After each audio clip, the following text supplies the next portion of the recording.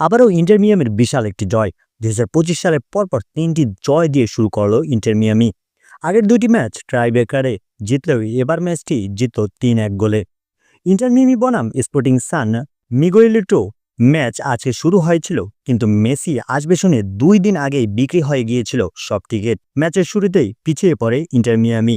মাত্র ২৪ মিনিটে খেয়ে বসে একটি গোল করে হাওয়ায় ভাসছিল স্পোর্টিং সান মিগুয়েলিটো, কিন্তু প্রথমার্ধের অতিরিক্ত মিনিটে সেই গোলটি শোধ করে দেয় ক্রেমাস্কি। প্রথমার্ধের খেলা শেষ হয় ১-১ গোলের ড্রতে। দ্বিতীয় অর্ধে যেন নিজেদের চিরচেনা রূপে ফিরে পায় ইন্টার মিয়ামি।